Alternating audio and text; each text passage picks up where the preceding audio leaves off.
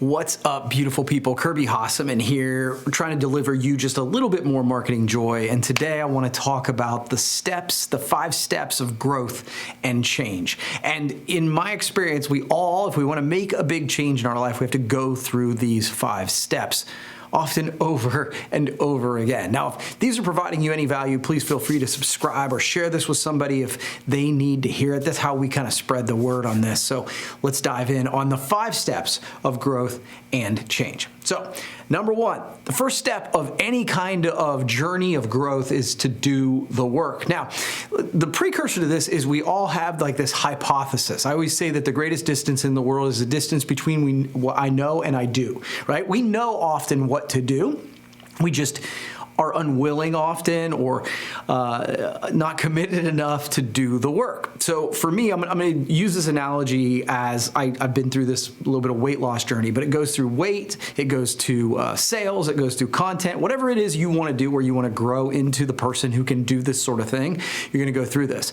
So the precursor is you have a hypothesis of what needs to be done. So step 1 is to do the work. So that might be to run those miles. It might be to modify the diet. It might be to make those sales calls, right? And so I'm living in a place right now where we've got our hypothesis is we want to grow sales and we know we need to make more sales calls. So how many sales calls is that? How many, what's our conversion rate? All those sort of things. The way that we find out so much of that information is to start with step 1, and that's to do the work. You've developed the hypothesis, and there's no way to skip this step. I think so many times we want to know what the information is without doing the hard stuff, right? And so the first step in any journey towards change and growth is to actually do the work.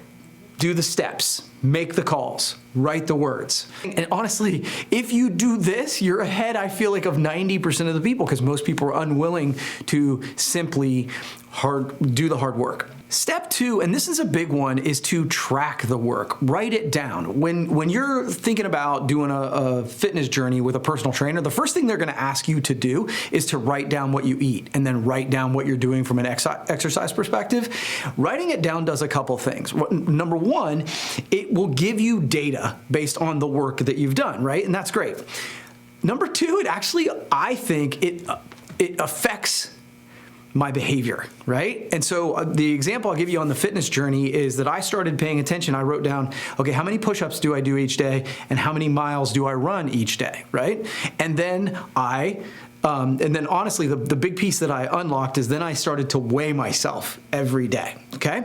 And so when I started to track those metrics, a couple things happened. Number 1, I didn't want there to be a 0. Like, I didn't want to be like, oh, I didn't do anything that day. So it affected my behavior. And you do that when you work with a personal trainer and they ask you to write down everything you eat.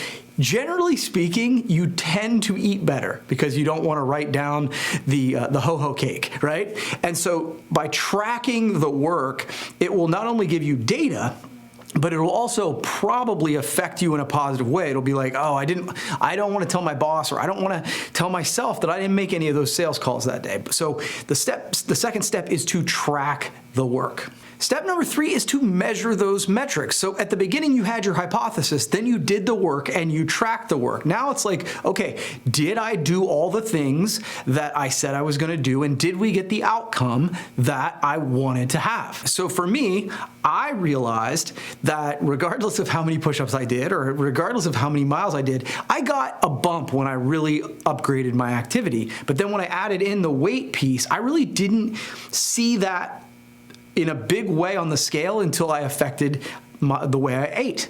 But I wouldn't have known that had I not been tracking the metrics. And so then once I've tracked it, now I'm looking at those and going, what is it telling me? And what is it telling me that I should change in my behavior so that I can do better?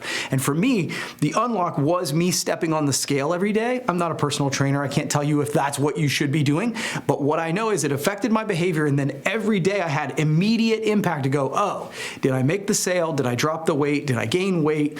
And then I go, oh, I ate like crap yesterday. And so it immediately had an impact on my fitness journey because I was doing the work, I was tracking the work, and then all of a sudden I'm like, okay, I can now adjust the metrics that I'm gonna do each day because I now have new information. Step 4 is just adjust those metrics. Now that you've learned the lesson, you've done the work, you've done the hard part, honestly. But I think one of the challenges that people have is they do the work over and over again and they never learn, right? So now that you've done the work, you've tracked the work, you've measured what you found out. Now it's like, okay, now I have new information, so how should I change? Should I change it so that I should do more steps? Should I change it in my diet? Should I change that I make more sales calls? Okay, I need to, instead of writing 100 words a day, I need to write 500 words a day.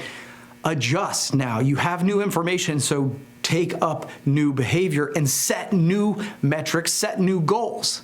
And then the final step in any step of change or growth, now that you know all this stuff, it's time to do the work again. So now that you've set a new hypothesis, it's time to go back to work and do those same steps over and over again. So in my experience, when I see people go through a journey of transformation, it really is these 5 steps over and over again. They got to do the work. They got to track their effort, track their activities. They got to measure it and kind of look at it, then adjust what their goals and what their activity levels should be, and then do the work again.